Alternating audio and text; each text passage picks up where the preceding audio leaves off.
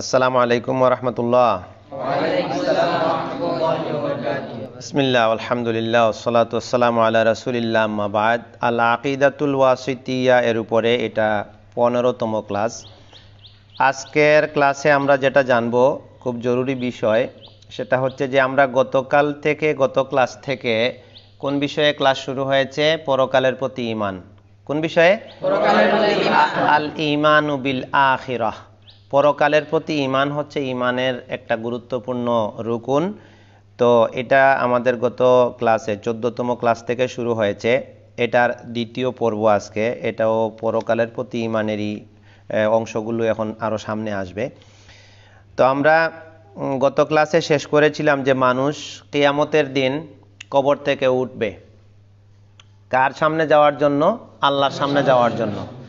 এবং ওঠার সময় তাদের অবস্থা হবে যে তাদের পায়ে জুতা থাকবে না, কাপড় থাকবে না, খতনাবিহীন অবস্থায় তারা যাবে এবং সূর্য তাদের কাছাকাছি চলে আসবে এবং তারা ঘামের মধ্যে এক এক অংশ করে ডুবে যাবে। কারো হাঁটু, কারো বুক, কারো গলা, ওয়াইউল জিমুহুমুল আরাক, ঘামের মধ্যে থাকবে। এর পরের পড়াটা হচ্ছে ওয়াতুনসাবুল মাওয়াজিন, মিজান কায়েম হবে। মিজান দাড়িপাল্লা। মিজান কি? দাড়িপাল্লা কায়েম করা হবে। এটা হচ্ছে পরকালে বিশ্বাসের উপর বা পরকালের প্রতি ঈমান আনার একটা পার্ট হচ্ছে মিজানের প্রতি বিশ্বাস করা। আল্লাহ সুবহানাহু ওয়া তাআলা মানুষের বা মুমিনদের নেকি এবং গুনাহ এগুলো ওজন করবেন। এগুলো ওজন কিভাবে করবেন এটা তিনি ভালো জানেন, এটা গাইবের বিষয়। প্রশ্ন আসতে পারে যে আমল তো দেখা যায় না, তাই না? আমল দেখা যায় না, তাহলে আমলের কোনো যেহেতু আকৃতি নাই, তাহলে এটা আবার ওজন কেমনে হবে? কেউ এটা মাথায় আনতে পারে বা এই প্রশ্ন আসতে পারে। তার উত্তর হচ্ছে যে এই বিষয়টা বর্তমানে দুনিয়ার আমাদের বুঝ দিয়ে হবে না, যেহেতু এটা গাইবের বিষয়। কিসের বিষয়? আল্লাহ সুবহানাহু ওয়া তাআলা আমলকে ওজন দেওয়ার মতো একটা ব্যবস্থা করবেন এবং তিনি সব কিছুতে সক্ষম, তাই আমল ওজন দেওয়া হবে। এর আরো উদাহরণ আছে, যেমন মৃত্যু আছে না, মৃত্যু, মৌত। মৌতকে কোনোদিন দেখছো? কত বড়, কত ওজন, দেখা গেছে? কিন্তু মৃত্যুকে জবাই করা হবে। তাইলে যে জিনিস ধরা ছোঁয়া যায় না, তাইলে এটারে জবাই কেমনে করা হয়? এটা বুঝতে কেমন লাগে না? কিন্তু পরকালের বিষয় দুনিয়ার সব বিষয়ের সাথে মিলানো যাবে না। মৃত্যুকেও একটা রূপ দেওয়া হবে, তারপর এটাকে জবাই করা হবে। তে আল্লাহ সুবহানাহু ওয়া তাআলা আমলের একটা রূপ দিবেন যার মাধ্যমে এটাকে ওজন দেওয়া হবে। এই জন্য এই ক্ষেত্রে সন্দেহের কোনো অবকাশ নেই যে ওজনের উপরে আমল ওজন করা হবে, দাড়িপাল্লা কায়েম হবে, এটার উপরে যে ঈমান আনবো, আমল তো ধরা যায় না, ছোঁয়া যায় না, এটা কিভাবে ওজন হবে, এই সন্দেহের কোনো অবকাশ নেই। কারণ দলিল স্ট্রং। দলিল কি? শক্তিশালী। সূরা আল আরাফ 8 নম্বর আয়াত, ফামান সাকুলাত মাওয়াজিনুহু ফাউলাইকা হুমুল মুফলিহুন। ওজন হয়ে যাওয়ার পরে যার নেকির পাল্লা ভারী হবে, গুনার কাজ কম হবে আর ভালো কাজ নেকি বেশি হবে, মাওয়াজিনুহু সাকুলাত, তার নেকির পাল্লা ভারী হয়ে যাবে, তাকে আল্লাহ কি ঘোষণা দিবেন? ফাউলাইকা হুমুল মুফলিহুন, তারা হবে সফলকাম। তারা কি হবে? সফলকাম। ওমান খাফাত মাওয়াজিনুহু, আর যার নেকির পাল্লা হালকা হয়ে যাবে, গুনাহ বেশি হয়ে যাবে, ফাউলাইকাল্লাযীনা খাসিরু আনফুসাহুম ফি জাহান্নামা খালিদুন, তারা হচ্ছে এরা যারা নিজেদেরকে ক্ষতিগ্রস্ত করেছে এবং তারা জাহান্নামে থাকবে। তাহলে সূরা আল আরাফের 8 এবং 9 আয়াতে আমরা পরিষ্কার জেনে গেলাম। এই বিষয়টা আরো অনেক আয়াতে আছে যে দাড়িপাল্লা কায়েম হবে, আমল ওজন করা হবে, যার নেকির পাল্লা ভারী হবে, ফাহুয়া ফি ঈশাতির রাদিয়া, সে সুখময় জীবন লাভ করবে। আর যার নেকির পাল্লা হালকা হয়ে যাবে, ফাউমুহু হাওয়িয়া, সে তার ঠিকানা হবে হাওয়িয়া। হাওয়িয়া কি? নারুন হামিয়া, জ্বলন্ত আগুন। তো বিভিন্ন আয়াতে আল্লাহ সুবহানাহু ওয়া তাআলা আমাদেরকে এগুলো জানিয়েছেন। এই হলো দাড়িপাল্লা বা আমলের ওজনের বিষয়। তারপরে মুসন্নিফ রহমতুল্লাহ আলাইহি আরো একটা বিষয় বলছেন, ওয়াতুনশারুদ দাওয়াবিন। দাওয়াবিন ওয়াহিয়া সাহাইফুল আমাল। আমল নামা বলি না আমরা একটা জিনিস, আমল নামা। আমল নামা অর্থাৎ আমল লেখার যে খাতা, আমাদের সাথে আল্লাহ ফেরেশতা নিযুক্ত করে রেখেছেন, তারা আমাদের সব কিছু অনবরত লিখতেছেন, কোনো কিছুই বাদ যাচ্ছে না। এই সব লেখা খাতাগুলো প্রকাশ করে দেওয়া হবে, তুনশারু প্রকাশ করে দেওয়া হবে। পরকালের প্রতি ঈমান আনার এটা একটা পার্ট, যে আমলনামার প্রতি ঈমান আনা। আমরা দুনিয়াতে যা করছি এটা রেকর্ড হচ্ছে, সেই রেকর্ডের নথি খাতা আমরা সবাই পাবো, আমাদের সামনে আসবে। এটা কিভাবে আসবে তিনি বলছেন, ফাখিযুন কিতাবাহু বিয়ামিনিহি, কেউ তার আমলনামা ডান হাতে ধরবে, ওয়াখিযুন কিতাবাহু বিশিমালিহি আও মিন ওয়ারাই যহরিহি, কেউ তার কিতাব ধরবে বাম হাতে অথবা পিছন দিক থেকে। কামা ক্বালা তাআলা, যেমন আল্লাহ তাআলা বলেছেন, ওয়া কুল্লা ইনসানিন আলজামনাহু তাইরাহু ফি উনুকিহি, ওয়া কুল্লা ইনসানিন প্রত্যেকটা মানুষ, আলজামনাহু তাইরাহু ফি উনুকিহি আমি তার খাতাকে তার গ্রীবায়, তার ঘাড়ে ঝুলিয়ে রেখেছি। প্রত্যেকটা মানুষের ঘাড়ে তার আমলনামা ঝোলানো আছে, অর্থাৎ তার আমলনামা লেখা হচ্ছে।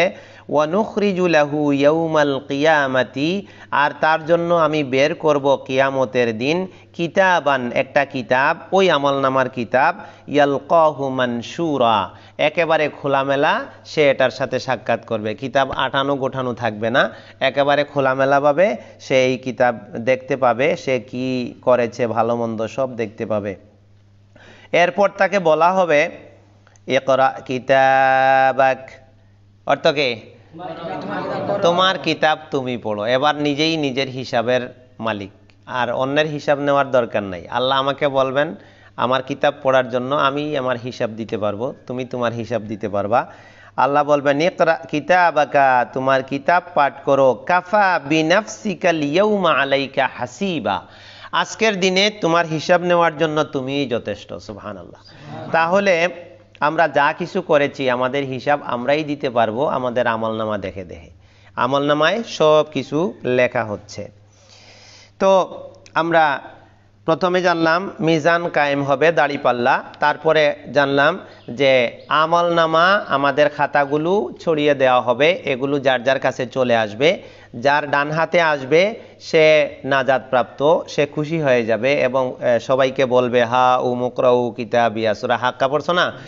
হ্যাঁ, যে ডান হাতে আমলনামা পাবে সে বলবে হা উমুকরাউ কিতাবিয়া, তোমরা আমার কিতাব পড়ো। ওই যে পরীক্ষার ফলাফল যখন ভালো হয় তখন সবাই আনন্দে প্রচার করে যে আমি ভালো রেজাল্ট করছি, সবাইকে মিষ্টি খাওয়ায়, একটা আনন্দ পরিবেশ, তাই না?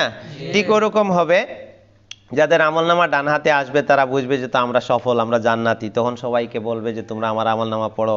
ইন্নী জনান্তু আন্নী মুলাকিন হিসাবিয়া, আমি হিসাব করতাম দুনিয়ায় থাকতে, এই ধারণা করতাম যে আমার এই হিসাবের সম্মুখীন হওয়া লাগবে। এই কারণে সে দুনিয়াতে গুনাহ থেকে দূরে থেকেছে, ভালো ভালো কাজ করেছে, যার কারণে সে এখন খুশি। আর বাম হাতে যার আসবে সে বলবে হায় রে হায়, আমি যদি মরে যেতাম, হ্যাঁ, ইয়া লাইতাহা কানাতিল কাদিয়া, আমি যদি মরে যেতাম, আমি যদি হিসাবের সম্মুখীন না হতাম, আজকে আমার ধন সম্পদ কোনো কাজে আসতেছে না, আমার ক্ষমতা কোনো কাজে আসতেছে না। সূরা হাক্কার মধ্যে আল্লাহ ওই বিষয়গুলো বলেছেন। তো এই জন্য আমাদের আমলনামা লেখা হচ্ছে, আমলনামা আমরা পাবো। এই জন্য আমাদের আমলনামায় যাতে গুনাহ না ওঠে, ভালো কাজ থাকে, এই প্রচেষ্টা আমাদের সর্বাত্মকভাবে চালিয়ে যেতে হবে। এরপর কি হবে? ওয়াইউহাসিবুল্লাহুল খালকা, এরপরে আল্লাহ হিসাব নিবেন তার সৃষ্টি জগতের। কার হিসাব নিবেন? সৃষ্টি জগতের। আল্লাহ হিসাবের জন্য বসবেন, বিচারক হয়ে বসবেন, তিনি হিসাব নিবেন। ওয়ায়াখলু বিআবদিহিল মুমিনি, এবং তিনি মুমিন বান্দাদের নিয়ে আলাদা হয়ে যাবেন। এখানে মুমিন বান্দার একটা মর্যাদা, আল্লাহু আকবার। মুমিন বান্দাদের তুমি যে মনে করো অপমান করবা দুনিয়াতে, একজন মুমিনকে, একজন মুমিনের কত মর্যাদা আল্লাহর কাছে জানো? একজন মুমিনের বিচারটা আল্লাহ সব মানুষের সামনে করবেন না। মুমিনদেরকে আল্লাহ আলাদা করে নিয়ে যাবেন একটা জায়গায় যেখানে কাফির মুশরিকরা থাকবে না। আলাদা জায়গায় নিয়ে তার সম্মানটা বজায় রেখে কি করবেন? ফায়ুকাররিরুহু বিযুনুবিহি, গুনার শুধু একরার করবেন, বিচার নিবেন, হিসাব নেবেন না, জিজ্ঞাসাবাদ করবেন না, শুধু একরার নিবেন। একরার বুঝো? আল্লাহ গুনাহ সামনে তুলে ধরে বলবেন আচ্ছা বলো তো তুমি এই গুনাহগুলো করছো কিনা। বান্দা দেখে বুঝে ফেলবে যে আল্লাহ আমি তো এই গুনাহগুলা করছি, তখন বুঝে ফেলবে যে আমার এই অপরাধগুলো আমি করছি। এই দুনিয়ায় আমরা যা করতেছি সব পরকালে মনে পড়বে। তো বলবে যে আমি গুনাহগুলো করেছি, তখন আল্লাহ বলবেন দেখো তুমি এই গুনাহগুলো করেছো, আমি দুনিয়াতে তোমার গুনাহগুলো ঢেকে রেখেছিলাম আর আজকে তোমাকে ক্ষমা করে দিলাম। সুবহানাল্লাহ। তা আল্লাহ মুমিনদের সাথে এই ধরনের আচরণ করবেন। কামা উসিফা যালিকা ফিল কিতাবে ওয়াস সুন্নাহ, এই বিষয়গুলো কোরআনে এবং সুন্নায় যেভাবে বর্ণিত আছে। এই তাহলে থেকে গেল কাফিরের বিষয় থাকলো না? তাহলে আল্লাহ বিচারক হয়ে বসবেন, সবার বিচার করবেন, হিসাব নিবেন। হিসাব নেওয়ার ক্ষেত্রে মুমিনদেরকে সবার সামনে কি করবেন না? লজ্জা দিবেন না। কি হাসরের মাঠে লজ্জাটা হবে মারাত্মক আযাব। কারণ আমরা এখন এই দুনিয়াতেও আমরা আরেকজনের সামনে অপমানিত হতে চাই না। অনেকে বলে না ভাই একা একা কিছু বলিস বা আমারে মায়ের দিস, কিন্তু মানুষের সামনে লজ্জা দিস না, বলে না? আর হাসরের মাঠে তো শুধু তোমার সমসাময়িক মানুষ না, তোমার সময়ের বেঁচে থাকা মানুষ না, একবারে আদম আলাইহিস সালাম থেকে নিয়ে কিয়ামতের শেষ ব্যক্তি পর্যন্ত সব হাজির। সবার সামনে যখন মানুষের পাপ প্রকাশ পাবে তখন মানুষ খুব লজ্জিত হবে। এই লজ্জা সহ্য করতে না পেরে কাফেররা বলবে ইয়া লাইতানি কুনতু তুরাবা, আরে মাটি হলে ভালো হতো, এই মানুষ কেন হলাম? এই অপরাধের দৃশ্য সবার সামনে যে প্রকাশ পেয়ে যাচ্ছে। তো এই জন্য আল্লাহ সুবহানাহু ওয়া তাআলা তখন মুমিনদের প্রতি বিশেষ ইহসান করবেন, তাদেরকে আলাদা করে বিচার করবেন, সবার সামনে তাদেরকে লজ্জা দিবেন না। এই জন্য ইব্রাহিম আলাইহিস সালাম তার দোয়ায় বলেছিলেন ওয়ালা তুখজিনি ইয়াউমা ইউবআসুন, পড়ছিলা? কোরআনে আছে না? ওয়ালা তুখজিনি ইয়াউমা ইউবআসুন। আবার সূরা আল ইমরানে যে আমরা দোয়া করি রব্বানা ওয়াতিনা মা ওয়াআদতানা আলা রুসুলিকা ওয়ালা তুখজিনা ইয়াউমাল কিয়ামা, আল্লাহ কিয়ামতে আমাদেরকে লাঞ্ছিত করিয়েন না, লজ্জিত করিয়েন না সবার সামনে। এজন্য আমরা দুনিয়াতে থাকতেই আল্লাহর কাছে দোয়া করি, আল্লাহ গুনার কাম করছি, তুমি তওবা কবুল করো, মাফ করে দাও, আর হাসরের মাঠে সবার সামনে লজ্জিত করো না।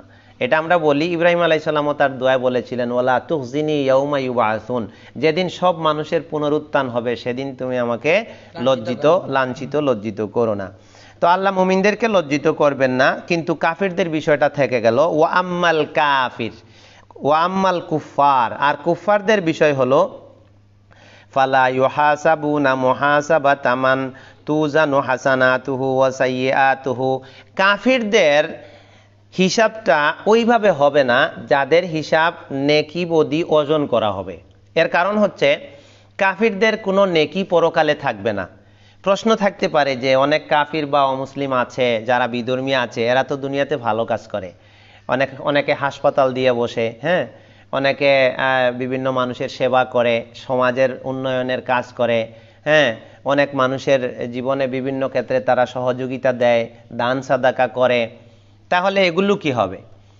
এগুলো হচ্ছে ওয়ামা মানাআহুম আন তুকবালা নাফাকাতুহুম ইল্লা আন্নাহুম কাফারু বিল্লাহি ওয়া রাসূলিহি, তাদের দান ঠিক আছে কিন্তু দান আল্লাহর কাছে কবুল হবে না, কারণ তারা কাফির থাকার কারণে, ঈমান না থাকার কারণে। তাহলে এই সকল যে ভালো কাজ তারা করেছে, এটা যদি তারা কোনো ফলাফল পাওয়ার হয় দুনিয়াতে পেয়ে যাবে। কোথায় পেয়ে যাবে? দুনিয়াতে পেয়ে যাবে। বাস খালাস।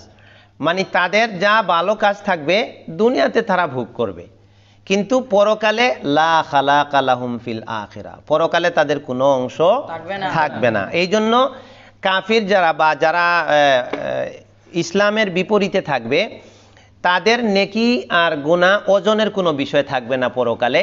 ওজনের বিষয়টা থাকবে মুমিনদের ক্ষেত্রে। আর কাফিরদের ক্ষেত্রে তারা ভালো কাজের ফলাফল দুনিয়াতে পেয়ে যাবে, পরকালে তাদের শুধু থাকবে গুনাহ। কি থাকবে? গুনাহ। ওয়ালাকিন তুআদ্দাদু আমালুহুম ওয়া তুহসা, কাফিরদের আমলগুলো হিসাবে আনা হবে এবং এটা গণনা করে রাখা হবে। ফায়ুকাফুনা আলাইহা, তারা তাদের পাপের সামনে দাঁড়াবে। ওয়া ইউকাররিরুনা বিহা, এবং পাপের স্বীকৃতি দেবে। ও ইউহজুনা বিহা, এবং তারা লাঞ্ছিত হবে, নিজেদেরকে অপমানিত মনে করবে। তাহলে মুমিনদের হিসাব আর কাফিরদের হিসাবের বিষয়টা আমরা জানলাম, তাই না? এটা হচ্ছে পরকালে ইমানের একটা বিরাট অংশ, যে আল্লাহ মানুষের হিসাব নেবেন, এই ইমান থাকতে হবে। কি থাকতে হবে? এই ইমান থাকতে হবে। আল্লাহুম্মা হাসিবনি হিসাবান ইয়াসিরা, আল্লাহ তুমি আমার সহজ হিসাব দান করো। এই জন্য এইভাবে দোয়া করতে হয়। আর এই সহজ হিসাব হলো আল্লাহ মুমিনদেরকে খালি শুধু একরার নিবেন, যে তুমি এই এই অপরাধ করেছো, বলে হ্যাঁ আল্লাহ করেছি, তখন আল্লাহ ক্ষমা করবেন। আর যদি বলেন যে এটা কেন করলা, তখন আর কেউ বাঁচতে পারবে না। মান্নু কিসা উদ্দিবা, যাকেই প্রশ্ন করা হবে এইটা কেন করেছো এবার বলো, তখন আর কেউ বাঁচতে পারবে না, বাঁচার উপায় থাকবে না। তাহলে আমরা মুমিনদের হিসাবের বিষয়টা জানলাম যে আল্লাহ তাদের আড়ালে নিয়ে হিসাব করবেন, একরার করবেন, পরে ক্ষমা করবেন। আর কাফিরদের ওজনের কোনো বিষয় থাকবে না, তারা গুনার সামনে যাবে, তারা ও গুনাহ দেখতে পাবে এবং তারা শুধু স্বীকার করবে এবং লজ্জিত হবে, এই পর্যন্তই শেষ। আর তাদের গুনাহ পাল্লায় ওঠানোর কোনো সুযোগ থাকবে না, কারণ তো তার বিপরীতে নেকি নেই। পাল্লায় ওঠানো কেন হয়? দুই দিকে জিনিস থাকলে কোনটা ভারী দেখার জন্য, তাই না? তাদের এক দিক আছে, গুনার দিক আছে, নেকির দিক নাই। নেকি ভালো কাজ কিছু করলে দুনিয়ায় শেষ, ঈমান না থাকার কারণে ওইসব ভালো কাজ পরকালে আর কোনো ওজনের উপযুক্ত হবে না। ফালা নুকিমু লাহুম ইয়াউমাল কিয়ামাতি ওয়াজনা। যারা বেঈমান, কাফির, মুশরিক, তাদের আমলের আল্লাহ ওজনের জন্য পাল্লা কায়েম করবেন না, কারণ ওই যে ঈমান না থাকার কারণে, তাওহীদ না থাকার কারণে তার নেক আমল জিরো থাকবে, এটার কোনো ওজন তৈরি হবে না। এরপরে কি হচ্ছে? ওয়াফি আরাসাতিল কিয়ামাহ, এবার কিয়ামতের মাঠ কায়েম হবে, সেখানে থাকবে আল হাউজুল মাউরুদু লে মুহাম্মাদিন সাল্লাল্লাহু আলাইহি ওয়াসাল্লাম। হাউজে কাউসার, হাউজ, হাউজ বুঝো, কূপ। হাউজ কি? কূপ, ঝর্ণা ধারা, নদী। এই আখিরাতের প্রতি ঈমানের একটা অংশ হচ্ছে হাউজের প্রতি বিশ্বাস রাখা। আল্লাহ নবী সাল্লাল্লাহু আলাইহি ওয়াসাল্লামকে বিশেষ স্পেশালিটি দিবেন। ওই যে ইন্না আতাইনা কাল কাউসার পড়ছো না, যে আমি তোমাকে কাউসার দিয়েছি। তো এই কাউসারের তাফসিরে অনেক মুফাসসিরিন বলেছেন, হাদিসেও এর ব্যাখ্যা আছে যে নাহরুন, আল্লাহ নবী সাল্লাম বলেছেন আল কাউসার নাহরুন, কাউসার হচ্ছে একটা ঝর্ণা ধারা, নদী, আমাকে আল্লাহ এটা দান করবেন কিয়ামতের মাঠে। তো আল্লাহ সুবহানাহু ওয়া তাআলা হাউজ দান করবেন নবীকে। এই হাউজ থেকে তার উম্মতকে তিনি পানি পান করাবেন। কি করাবেন? মানুষ ওই যে সূর্য মাথার উপরে চলে আসছে না, তখন প্রচন্ড পিপাসায় মানুষ কাতর থাকবে, এমন পিপাসা জীবনেও অনুভব করেনি। তখন মানুষ পিপাসায় কাতর অবস্থায় পানি পানি খুঁজতে থাকবে, তখন নবী সাল্লাল্লাহু আলাইহি ওয়াসাল্লাম এই হাউজে কাউসার থেকে পানি পান করাবেন উম্মতকে। আর যে এর এক ডুব খেয়ে ফেলবে, লাম ইয়াজমা আবাদান, আর কখনো পিপাসার্ত হবে না। কিন্তু এই বিপদ মুহূর্তে একদল মানুষকে ওখান থেকে তাড়িয়ে দেওয়া হবে। জানো তোমরা এরা কারা? কারা বলো তো? বেদাতি।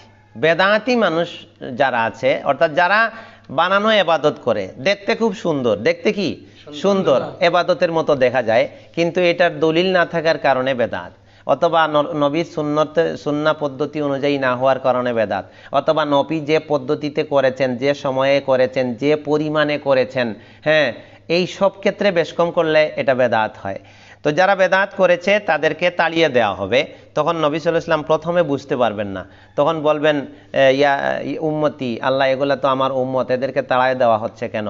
তখন বলা হবে ফা ইন্নাকা লা তাদরি মা আহদাসু বাদাকা, তোমার পরে তুমি যখন দিন প্রচার করেছো তখন তো সাহাবায়ে কেরাম নবীর শিখানো পদ্ধতি অনুযায়ী করেছেন, কিন্তু নবীর ইন্তেকালের পরে মানুষ দিনের মধ্যে মাতব্বরি করেছে, বাড়াবাড়ি করেছে, বানানো ইবাদত তৈরি করেছে। এই ব্যাপারে আল্লাহ বলবেন যে, আল্লাহর পক্ষ থেকে বলা হবে যে তুমি তারা পরে কি করেছে তোমার পরে, তুমি তো সেটা জানো না, এরা দিনের মধ্যে বাড়াবাড়ি করেছে, বেদাত করেছে। তখন বলবেন আয় হায়, তাই নাকি? আর নবী সাল্লাল্লাহু আলাইহি ওয়াসাল্লাম সবচেয়ে বেশি সতর্ক করেছেন, ইয়াকুম ওয়া মুহদাসাতিল উমুর, খবরদার তোমরা বেদাত করো না। কুল্লু বেদাতিন দলালা, প্রত্যেক বেদাত গুমরাহি, কুল্লু দলালাতিন ফিন্নার, প্রত্যেক গুমরাহি জাহান্নাম। এগুলা বলেন নাই নবী? এত সতর্ক সাবধান করার পরেও যখন মানুষ শুনলো না, তখন তিনি আর পরকালে তাদের জন্য আফসোস করবেন না, বলবেন সোহকান সোহকান, তোমরা যাও, দূর হও, দূর হও, কারণ তোমরা আমার কথা শোনো নাই। তো এই হাউজে কাউসারের বর্ণনা, হাউজের বর্ণনা দিতে গিয়ে মুসান্নিফ রহমতুল্লাহ আলাইহি হাদিসের কিছু বক্তব্য এখানে আনছেন তার এবারতে। তিনি বলছেন মা উহা আশাদ্দু বায়াদান মিনাল লাবানি, হাউজের পানিটা হবে সাদা। কি হবে? সাদা। কালার হবে সাদা। সাদাটা কেমন? আমরা তো সাদা কি পানীয় পান করি? দুধ না? কিন্তু এটা দুধের চেয়েও সাদা। সুবহানাল্লাহ। আশাদ্দু বায়াদান, অত্যধিক সাদা হবে, মিনাল লাবান, দুধের চেয়েও, দুধ থেকেও সাদা হবে। ওয়া আহলা মিনাল আসালি অধিক মিষ্টি হবে মিনাল আসাল, আসাল বুঝো মধু, আসালুন হলো মধু, মধু তো মিষ্টি না, মধুর থেকেও মিষ্টি হবে।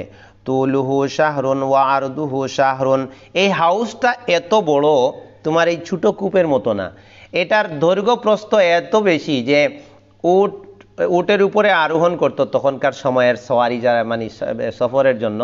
মনে করো যে উটের উপরে উট চলতেছে, তো এই হাউজের এক মাথা থেকে দৈর্ঘ্য প্রস্থের দিকে আরেক মাথায় যেতে মানে 1 ঘন্টা 2 ঘন্টা, 1 দিন 2 দিন, 1 সপ্তাহ না, 1 মাস চলতে হবে তার শেষ মাথায় যেতে হলে। সুবহানাল্লাহ, এত দৈর্ঘ্য। তুলুহু শাহরুন ওয়া আরদুহু শাহরুন আনিয়াতুহু আদাদু নুজুমিস সামা। আনিয়াতুন বুঝো পাত্র, গ্লাস, পান পাত্র যেগুলো দিয়ে পানি খাবে, আমরা গ্লাস দিয়ে খাই না, কাপ, পেয়ালা, গ্লাস, হ্যাঁ, এগুলো আমরা ব্যবহার করি। তিনি বলছেন আনিয়াতুহু, তার পাত্রগুলো হবে আদাদু নুজুমিস সামা, নুজুম বুঝো তারকা, সামা আকাশ, আকাশের তারকার সংখ্যার ন্যায় এই হাউজে কাউসারের পানপাত্র এত বেশি থাকবে। এখন একটা কথা হলো যে এখানে তারকার সাথে উদাহরণ দেওয়া হলো, তারকার 2টা বৈশিষ্ট্য আছে। একটা বৈশিষ্ট্য, বড় বড় 2টা বৈশিষ্ট্যের একটা হচ্ছে যে তারকাগুলো উজ্জ্বল, জলমল করে। কি করে? জলমল করে। আমরা নিচ থেকে অনেক উপরের তারকাগুলো দেখতে পাই জলমল করতেছে। আরেকটা হলো তারকা গোনা যায় না। কি করা যায় না? অসংখ্য তারকা, অনেক অনেক তারকা আছে আমরা আমাদের দৃষ্টিতে নাই, দৃষ্টির বাইরে। তো এই তারকার সাথে তুলনা দেওয়ার অর্থ হলো যে এর পানপাত্রগুলো এত বেশি হবে গণে শেষ করা যাবে না। সুবহানাল্লাহ। আর এই পানপাত্রগুলো জলমল করতে থাকবে, তারকার মতো উজ্জ্বল থাকবে, মানুষ এগুলো নিয়ে পান করবে। আচ্ছা, তাহলে আমরা তারকার বিষয় জানলাম, পানপাত্রের বিষয় জানলাম। তারপর কি? মান শারিবা মিনহু শারবাতান, শারিবা অর্থ আশারবু অর্থ কি? আশুরবু অর্থ কি? পড়ছো না? আশুরবু পান করা, মাসাদিরে, এই যে এখন কাজে লাগছে। শারিবা ইয়াশরাবু কোন বাব থেকে আসলো? সামিআ ইয়াসমাউ। তাইলে মান শারিবা মিনহু, যে সেখান থেকে পান করবে, শারবাতান, এই শারবাতান এটা মাফুল মুতলক, আদত বোঝানোর জন্য আসছে। 1 ডুব, কি বোঝানোর জন্য আসছে? 1 ডুব যে পান করবে, লাম ইয়াদমা বাদাহা আবাদান, এরপরে জিন্দেগিতে আর কোনোদিন পিপাসা লাগবে না। সুবহানাল্লাহ, সুবহানাল্লাহ। এবার বুঝো 1 ডুব পানির মূল্য কত, মান কত। তাহলে এই পানির দরকার আছে না নাই? তাহলে আমরা সবাই মিলে বেদাত করব, তাই না? এই যে এখন 12ই রবিউল আউয়াল আসতেছে, ঈদে মিলাদুন নবী করবে সবাই, আমরাও সবাই করব, তাই না? বানানো ইবাদত করে সবাই মজা করব, জিলাপি খাবো, হ্যাঁ, বানানো দুরুদ পড়ব, বানানো জিকির আজকার করব, সবাই সমস্বরে জিকির আজকার করব, লাফালাফি করব, সব করব, আর হাউজে কাউসারের পানি খাবো, ঠিক আছে? একটা আরেকটার সাথে মিলবে না। এই জন্য ইবাদত দেখে শুনে করতে হবে, বাছাই করে, যেগুলো নবী করেছেন। নবীর সময়ে যেটা ইবাদত ছিল, সাহাবাদের সময়ে যেটা ইবাদত ছিল, সেটা আজও ইবাদত।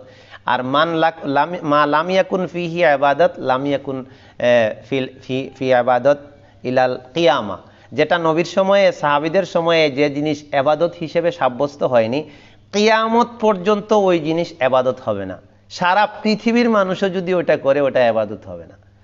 যেটা ইবাদতের মাপকাঠি আগে তৈরি হয়ে গেছে। কখন হয়ে গেছে? নবীর সময়, সাহাবীদের সময় তৈরি হয়ে গেছে ইবাদত।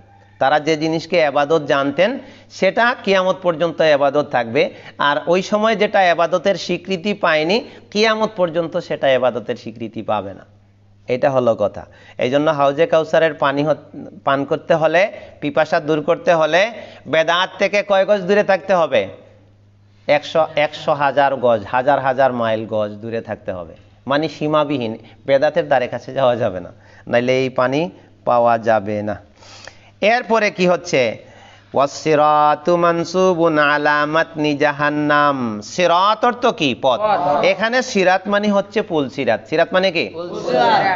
পরকালের প্রতি ঈমানের একটা পার্ট হচ্ছে পুল সিরাতের উপরে বিশ্বাস রাখা। এটা হাদিস দ্বারা প্রমাণিত আছে। ওয়াইম মিনকুম মিল্লা ওয়ারিদুহা, আল্লাহ বলেছেন সবাই এখানে উপস্থিত হবে। তো পুলসিরাত এর উপরে বিশ্বাস রাখতে হবে। এই পুলসিরাত জাহান্নামের উপরে নির্মিত হবে। কিসের উপরে? জাহান্নামের উপরে। জাহান্নামের উপর দিয়ে পুলসিরাত নির্মিত হবে। এই পুলসিরাত একটা পুল, ব্রিজ বুঝো তো? সাঁকু ব্রিজ, পুল। এই পুলটা খুব সূক্ষ্ম চিকন থাকবে, ধারালো থাকবে, এটার পাশাপাশি আংটা থাকবে। আংটা বুঝো? আংটা হলো বড়শি, দেখছো কোনোদিন? বড়শি, বড়শিটা মাছ খায়, বড়শির মধ্যে খাবার দেয়, দিয়া পানিতে ছেড়ে দেয়, মাছ ওটা খায়, খাওয়ার সময় ঠিকই কিন্তু পেটে চলে যায়। আর যখন বড়শি ধরে টান দেয় তখন ওই আংটাটা মাছের শরীরে আটকে যায়। তখন কি হয়, বড় মাছ তারপরেও বড়শির সাথে সে উঠে চলে আসে, ছুটতে পারে না। কিসের কারণে ছুটতে পারে না? ওই যে আংটা থাকে বড়শি। এই সিরাত বা পুলসিরাতের দুই দিকে এরকম আংটা থাকবে লাগানো, আটকানো। এই আংটা মানুষকে ধরে ধরে নিচে ফেলতে থাকবে, কিন্তু ওই একমাত্র যারা ইমানদার, যারা সত্যিকার মুমিন, এরা পার হতে পারবে না, এই আংটা নিচে ফেলে দেবে।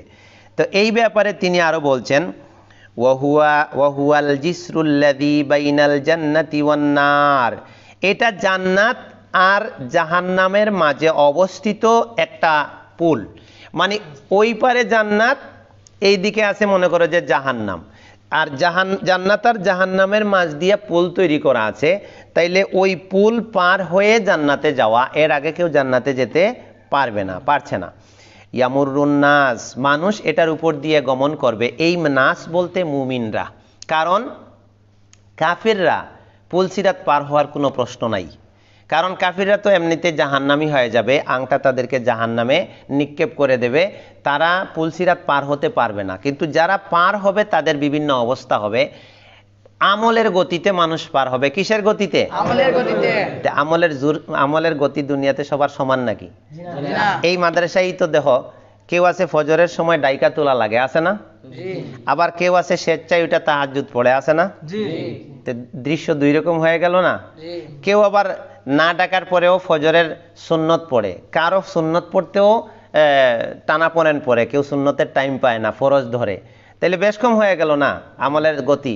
কেউ ফজরের আগে স্বেচ্ছায় উঠে তাহাজ্জুদ পড়তেছে, এরপরে তার বাকি সুন্নতও চলতেছে, ফরজও চলতেছে, জামাত চলতেছে, সব চলতেছে। কেউ আছে তাহাজ্জুদ বাদ দিল, ফজরের সময় উঠে পড়লো, তাইলে তার কিছু বাদ পড়ে গেল না, আমলে কমতি পড়লো। কেউ আছে আবার সুন্নতও বাদ পড়ে গেল, শুধু ফরজ পড়ছে। কেউ আছে ফরজও পড়ে নাই, জামাতও পড়ে নাই, একা একা উঠে পড়ছে। আবার কেউ আছে সূর্য উঠার আগে উঠেই নাই, সূর্য উঠার পরে কাজা করছে। তাহলে একই টাইমে আমল বেশ কম হয়ে গেল না? ঠিক অনুরূপভাবে মানুষের আমলের গতি যার যেমন হবে, পুলসিরাত পার হওয়ার গতি তেমন হবে। এর উদাহরণ দিচ্ছেন, দেখো হাদিস থেকে কিছু এবারও এনেছেন। ইয়ামুরুন নাসু আলাইহি আলা কদরে আমালিহিম, মানুষ এই পুলসিরাত পার হবে তাদের আমলের গতি অনুযায়ী। ফামিনহুম মান ইয়ামুররু কালামহিল বাসার, লামহুল বাসার বুঝো? এই যে চোখ দিয়ে পলক মারলাম না, চোখ বন্ধ করলাম খুললাম, এটার কোনো টাইম হিসাবের আছে? হিসাবের টাইম নাই, আমাদের কাছে হিসাবের টাইম নাই, সেকেন্ডের মধ্যে শেষ। কোন মুমিন আছে তার আমলের গতি এত বেশি, কোন নেক আমল তার সামর্থ্যে আছে আর বাদ দিছে এমনটা হয় নাই। কি গতি দিয়া আমল করছে, অলসতা করে নাই। সে চোখের পলকের সাথে পুলসিরাত পার, জান্নাতে চলে গেছে, জান্নাতে চলে গেছে। ওয়ামিনহুম মান ইয়ামুররু কাল বারকি, বিদ্যুৎ চমক দেখছো? ওই যে মেঘের গর্জন দেয় না কোনো সময়, মেঘ গর্জে উঠে, তখন আপনার ঝিলিক মারে বিদ্যুৎ। এই বলছেন যে কেউ এই বিদ্যুৎ চমকের ন্যায় দ্রুত গতিতে পার হয়ে যাবে।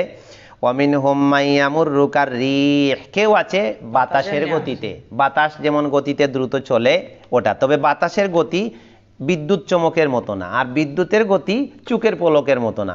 সবচেয়ে দ্রুত গতি বুঝাইতে যাইয়া চোখের পলক বোঝানো হয়েছে। ওয়ামা আমরুস সাআতি ইল্লা কালামহিম বিল বাসার আও হুয়া আকরাব, আল্লাহ কিয়ামতের নিকটতম বুঝাইতে যাইয়া এই চোখের পলক শব্দ ব্যবহার করেছেন। যে কিয়ামত নিয়ে তোমরা সন্দেহে আছো, কিয়ামত হবে কি হবে না, কখন হবে, কতক্ষণে হবে, তোমারে কিয়ামত এসে ডাকবে আর তুমি প্রস্তুতি নিবা, ওরকম কিছু নাই, চোখের পলকের মধ্যে ঘটে যাবে। সুবহানাল্লাহ, চোখের পলকের সাথে ঘটবে। আচ্ছা, অমিনহুম মান ইয়ামুররু কাররিহি, কেউ বাতাসের ন্যায় প্রবেশ করবে, পুলসিরাত পার হবে।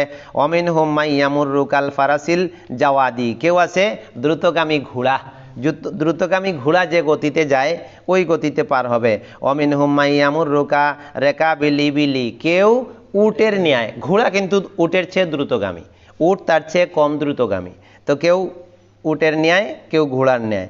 অমিনহুম মান ইয়াদু আদওয়ান, কেউ আছে দ্রুত হেঁটে যাবে দ্রুত, মানে হাঁটার মধ্যে গতি আছে না, কেউ দ্রুত হাঁটে, দৌড় পর্যায়ের ওটা। অমিন হুম মাইয়ামশি মাসিয়ান, কেউ স্বাভাবিক গতিতে হেঁটে হেঁটে যাবে। অমিন হুম মাইয়াজাহাফু জাহফান, কেউ আছে এই ভোট দিয়ে দিয়ে হেঁটে হেঁটে, ওই যে বাচ্চারা হামাগুড়ি দিয়ে হাঁটে না, অথবা এরকম মনে করো যে মানে ভোট দিয়ে দিয়ে হাঁটতে পারতেছে না, তাও একটু হামাগুড়ি দিয়ে হাত পা দিয়ে হেঁচড়ায় হেঁচড়ায় যাচ্ছে। অমিন হুম মাইয়াখতুফু অমিন হুম মাইয়ুখতাফু ফায়ুলকা ফি জাহান্নাম, আর কেউ আছে তাকে ইউখতাফু, বুঝো ইউখতাফু মানে ইউখাজু, ধরে ফেলা হবে। ওই যে আংটা আছে না, কাউকে যাওয়ার সময় আংটা ধরে ফেলবে, যে এটা মুনাফিক ছিল, বদআমল ছিল, বেঈমান ছিল, আল্লাহর নাফরমানি করেছে, আল্লাহর দিনের সাথে দুশ্মনী করেছে, ইসলামের বিরোধিতা করেছে, তাকে ইউখতাফু ইউখাজু আটকে দেওয়া হবে, ধরে ফেলা হবে। ফায়ুলকা ফি জাহান্নাম, তখন কোথায় পড়ে যাবে? জাহান্নামে পড়ে যাবে। ফা ইন্নাল জিসরা আলাইহি কালালিব, কেননা এই পুলসিরাতের উপরে কালালিব থাকবে। এই কালালিব হইল আংটা। কালালিব কি? আংটা। তুখতাফুন নাসু বিআমালিহিম, আমলের কারণে মানুষের যাদের আমল বদআমল থাকবে, কম থাকবে, তাদেরকে ওই আংটা ধরে ফেলবে। ফামান মাররা আলা সিরাত দাখালাল জান্নাহ, এখন যে ব্যক্তি এই পুলসিরাত শুধু পার হইতে পারছে সে জান্নাতে চলে গেছে। সুবহানাল্লাহ। তাহলে দেখো, ইয়া আল্লাহ, যতক্ষণ পর্যন্ত মানুষ পুলসিরাত পর্যন্ত অতিক্রম না করছে ততক্ষণ জান্নাতের দেখা মিলছে না। কিসের দেখা মিলছে না? জান্নাতের দেখা মিলছে না। আর আমরা কত বাহাদুরি করছি, আহারে আমরা সব জান্নাতি হয়ে গেছি, মনে যেন আমাদের হাবভাবটা এমন যে পকেটে জান্নাত নিয়ে ঘুরি। কিচ্ছু করা যাবে না, কোনো অহংকারী হওয়া যাবে না। আমি জান্নাতি হয়ে গেছি এটা মনে করা যাবে না। মাঝখানে থাকতে হবে যে আমি জান্নাতি হওয়ার আশা আছে, আবার আমার বদআমলের কারণে জাহান্নামেও আল্লাহ আমাকে দিতে পারেন। এই বাইনাল খাউফি ওয়ার রাজা, মুমিনের অবস্থান কোথায়? বাইনাল খাউফি ওয়ার রাজা, মনে থাকবে? মুমিনের অবস্থান হচ্ছে আশা আর নিরাশার মাঝখানে। এটা কখনো বিশ্বাস করা যাবে না জান্নাতে পাড়া দেওয়ার আগ পর্যন্ত যে আমি বেঁচে গেছি, কারণ অনেক ঘাট সামনে বাকি রয়ে গেছে। তাহলে এই পুলসিরাত যদি পার হওয়া লাগে, যা বুঝলাম আমরা, তাহলে এই পুলসিরাত দ্রুত গতিতে, আচ্ছা যদি মানুষকে সবাইকে একসাথে বলা হয় যে সবাই পুলসিরাত পার হও তারপরে জান্নাতে যাবা, তখন যদি মানুষের ইচ্ছার উপরে এটা পার হতে দেওয়া হয়, তাহলে কেউ কি আস্তে আস্তে হাঁটবে? জান বাজি রেখে দৌড় দিবে, একেবারে দৌড় দিবে, দেখ কার আগে কে যাইতে পারে। দৌড় প্রতিযোগিতা হয় না, প্রতিযোগিতায় জেতার জন্য দৌড় দেয়। কিন্তু এখানে ঘটনাটা হচ্ছে সূক্ষ্ম বিষয়টা, যে এই পুলসিরাতের পার হওয়ার গতিটা মানুষের ইচ্ছার উপরে থাকবে না। কার উপরে থাকবে না? কেউ নিজের ইচ্ছায় যে একটু এক কদম দৌড় দিয়ে আগে চলে যাবে, এটা হবে না। এটা তার আমল নির্ধারণ করবে। কি নির্ধারণ করবে? সুবহানাল্লাহ। আজকে এই ব্যাখ্যা পড়লাম তো আমি আশ্চর্য হয়ে গেছি। সালে আল উসাইমিন রাহিমাহুল্লাহ, এখানে তো তোমাদেরকে সংক্ষেপে পড়ানো হচ্ছে। এই ইবারতগুলোর এক একটা লাইনের মধ্যে আরো এক এক পৃষ্ঠা ব্যাখ্যা রয়ে গেছে, অনেকগুলো হাদিস আর অনেকগুলো আয়াত। হ্যাঁ, পুলসিরাত পার হওয়ার গতি নির্ধারণ করবে মানুষের আমল। আমলের গতি যেমন হবে, পুলসিরাত পার হওয়ার গতি তেমন হবে।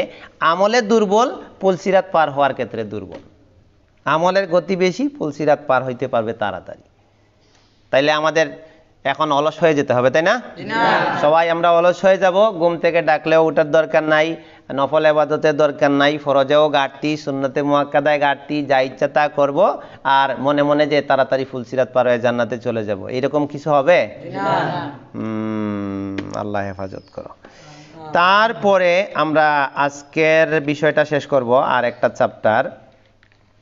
ফাইজা আবারু আলাইহি ওয়াকিফু আলা কান্তারাতিন বাইনাল জান্নাতি ওয়ান নারি, যখন মানুষ পুলসিরাত অতিক্রম করবে, পুলসিরাতের পরে তখনও জান্নাত পর্যন্ত যায়নি, এই জান্নাত আর জাহান্নামের মাঝখানে মানুষকে একটু থামানো হবে। মারাত্মক কথা। এইভাবে ধারাবাহিকভাবে এইসব কিতাব না পড়লে কিভাবে জানবা? আর এই বিষয়গুলোর প্রতি ঈমান যতক্ষণ ঠিক না হবে, বুঝে না আসবে, ততক্ষণ মানুষ তো গুনাহ ছাড়বে না। এই যে পুলসিরাতের আংটা, এটা যতক্ষণ তার মাথায় না ঢুকছে যে আমি যে অন্যায় করছি, আরেকজনের হক খাচ্ছি, মিথ্যা বলছি, নামাজ কাজা করতেছি, মানুষকে ঠকাচ্ছি, ঘুষ খাচ্ছি, দুর্নীতি করছি, অশ্লীলতা করছি, জিনা ব্যভিচারে লিপ্ত আছি, চোখের হেফাজত করছি না, কানের হেফাজত করছি না, কেন করবে মানুষ? কোন ঠেকায় পড়ছে? মানুষ তখনই করবে যখন বুঝবে যে না, আমি আংটার শিকলে আবদ্ধ হয়ে জাহান্নামে পড়বো, এ থেকে আমাকে বাঁচতে হবে। এই ঈমান তাকে দুনিয়ায় সৎপথে পরিচালিত করবে। তো একটা এখানে আরেকটা মজার ঘটনা হচ্ছে যে মানুষ পুলসিরাত পার হয়ে গেছে। পার কারা হতে পারবে? যারা মুমিন। কারা পার হতে পারবে? এরা কিন্তু জান্নাতি হবে। জান্নাতি মানুষ যারা হবে তারাই পুলসিরাত পার হবে। তখনও জান্নাতে প্রবেশ করেনি, মাঝখানে কান্তারাতুন, ধরো এটা আরেকটা ব্রিজ, কেউ বলেছেন একটা ব্রিজ, বা ধরো একটা জায়গা, এখানে তাদেরকে থামানো হবে। কি করা হবে? উকিফু, তাদেরকে থামানো হবে। এরপরে কি হবে? ফায়ুকতাসু লিবাউদিহিম মিন বাউদিন, একে অপর থেকে কিসাস নেবে তারা। ফাইদা হুদ্দিবু ওয়া নুক্কু, যখন একেবারে নিষ্কুলুষ হয়ে যাবে, একেবারে পাক পবিত্র হয়ে যাবে, উজিনা লাহুম ফি দুখুলিল জান্নাহ, তখন তাদেরকে জান্নাতে প্রবেশ করার অনুমতি দেওয়া হবে। এখন দেখো, আমরা যে দুনিয়াতে কত হিংসা নিয়ে বসবাস করি, তাই না? বড় মাছটা আমি খাবো, ভালো জায়গায় আমি শুব, হ্যাঁ, এই সম্পদটা আমি নেব, এই ফলাফলটা আমি পাবো, আমার অধিকার সংরক্ষিত থাকবে, আরেকজন পাক না পাক। কত পরিবারের মানুষের মধ্যেই কত বিদ্বেষ, তাই না? আরেকজনকে সহ্য করতে পারি না, দেখতে পারি না। কিন্তু এগুলো নিয়ে তো জান্নাতে যাওয়া যাবে না। কিন্তু সে মুমিন, জান্নাতি হয়ে গেছে তারা নেক আমলের কারণে, কিন্তু এখনো ভিতরে হিংসা বিদ্বেষের ভাব এখনো এটা কাটিয়ে উঠেনি, বিদ্বেষ রয়ে গেছে। ওই যে আয়াতে আছে না, ওয়ানাযা'না মা ফি সুদুরিহিম মিন গিল্লিন ইখওয়ানান আলা সুরুরিন মুতাকাবিলিন। কোনো হিংসা বিদ্বেষ দিয়ে কোনো মুমিনকে আল্লাহ জান্নাতে দিবেন না, কারণ জান্নাত পবিত্র জায়গা। কেমন জায়গা? পবিত্র জায়গা। এমন পবিত্র জায়গা, হিংসা আর জান্নাত এক নয়। এই জন্য আল্লাহ কি করবেন, মুমিন যারা আছে জান্নাতি হবে, তাদেরকে পুলসিরাত পার হওয়ার পরে একটা জায়গায় থামাবেন, এবং পরস্পরের প্রতি যে মনোমালিন্য ছিল, যে বিদ্বেষ ছিল, তুমি একজনকে থাপ্পড় দিছো, এটার কেসাস হবে, বলা হবে তুমিও একটা থাপ্পড় দাও, সুদ। এবার খুশি তো সবাই? হ্যাঁ, খুশি। সবাই যার যার প্রতিশোধ মানে কেসাস হয়ে যাবে। কেউ কারো প্রতি আর কোনো অভিযোগ, কোনো মনোমালিন্য, কোনো মন খারাপ থাকবে না। এবার যখন ভিতর একবারে নিট অ্যান্ড ক্লিন হয়ে গেছে, আর কোনো বিদ্বেষ মনোমালিন্য কিচ্ছু নাই, একেবারে অন্তর পবিত্র, এইবার আল্লাহ বলবেন জান্নাতের দরজা খোলা হবে, বলবেন যে এবার জান্নাতে যাও। ইয়াউমা লা ইয়ানফাউ মালুন ওয়ালা বানুন ইল্লা মান আতাল্লাহা বিকলবিন সালিম। তাইলে তো তোমরা আয়াত জানো, কিন্তু কোথায় সেট হবে সেটা তো বুঝলা না। ওই যে মাল সম্পদ কোনো কাজে আসবে না, যে নিষ্কুলুষ অন্তর নিয়ে আল্লাহর কাছে হাজির হবে, ওই মানুষটাই জান্নাতে যাবে। তাইলে জান্নাতে যেতে হলে আমাদের মনটাকে কি করা লাগবে? নিষ্কুলুষ করা লাগবে। কি হবে হিংসা করে, আরেকজনের প্রতি বিদ্বেষ রেখে আমি কত টাকা কামাই করব, আর কতই বা আমরা ভোগ করব, আরেকজনের তার অধিকার থেকে বঞ্চিত করে আমি কি বা অর্জন করতে পারবো, আর কত বড়ই বা হয়ে যাব। ওর রিজেক্ট তো আর আমি নিতে পারবো না। আমি একটা থেকে তারে বঞ্চিত করলাম, আল্লাহ তারে আরো 10টা দিবে, আমি আটকাইতে পারবো? পারবো আটকাইতে? তুমি একজনের একটা অধিকার, তার তুমি হিংসা করে সেখান থেকে তারে বঞ্চিত করলা, তারে তাড়াইয়া দিলা, তারে চাকরিচ্যুত করলা, তার হক থেকে তারে বঞ্চিত করলা, তার জিনিসটা তারে দিলা না, হিংসা করলা, তারে ছোট করলা, তারে নিচে নামাই দিলা তোমার হিংসার কারণে। হ্যাঁ, কিন্তু আল্লাহ তারে যদি আরো অঢেল দিয়া দেন, আটকাইতে পারবা? তাইলে লাভটা কি? হিংসা করে লাভটা কি আমাদের? এই জন্য আমাদের এই দুনিয়াটা আরো শান্তির জায়গা হবে তখন, যখন আমাদের ভিতরটা পরিষ্কার হবে। আমাদের ভিতর যত পরিষ্কার হবে, হিংসা বিদ্বেষ যত উঠে যাবে, তত আমরা এই দুনিয়াতে শান্তি পাবো, মিলেমিশে থাকতে পারবো, মায়া মহব্বত বাড়বে। আর হিংসা যতদিন আমরা লালন করব, ততদিন আমাদের মধ্যে দূরত্ব বাড়বে। আজকে বেঈমান মুশরিকদের সাথে তো দূরত্ব থাকার কথা, কিন্তু আমরা মুমিনদের মধ্যে বিভিন্ন কারণে দূরত্ব বাড়াই দিছি। একজন আরেকজনকে দেখলে সাইড কেটে চলি, সালাম দিতে মন চায় না। আয় রে মুমিন, আমরা কিসের মুমিন হইলাম? আর আল্লাহর অবস্থা, আদালতগুলো কেমন? পুলসিরাত পার হয়ে গেছে, কি হয়েছে ঘটনা? পুলসিরাত পার হয়ে গেছে, তারপরেও আটকানো হচ্ছে, জান্নাতে দেওয়া হচ্ছে না। ভিতরের হিংসা বিদ্বেষ আগে শেষ করো। পাক পবিত্র হয়ে জান্নাতে যেতে হবে। এরপরে আমরা আজকে এখানে শেষ করব উজিনা লাহুম ফি দুখুলিল জান্নাহ। এই জান্নাতে যাওয়ার পরের বিষয়টা হচ্ছে শাফাআতের বিষয়। আগামী ক্লাস থেকে আমরা সেটা পড়ব ইনশাআল্লাহ। নবী মুহাম্মদ সাল্লাল্লাহু আলাইহি সাল্লাম শাফাআত করবেন। তো আমরা যে পাঠগুলো পড়লাম, আল্লাহ সুবহানাহু ওয়া তাআলা আমাদেরকে এই পাঠগুলোর প্রতি সুদৃঢ় বিশ্বাস রাখার তৌফিক দান করুন। আমরা আমাদেরকে পুলসিরাত পার হওয়া লাগবে,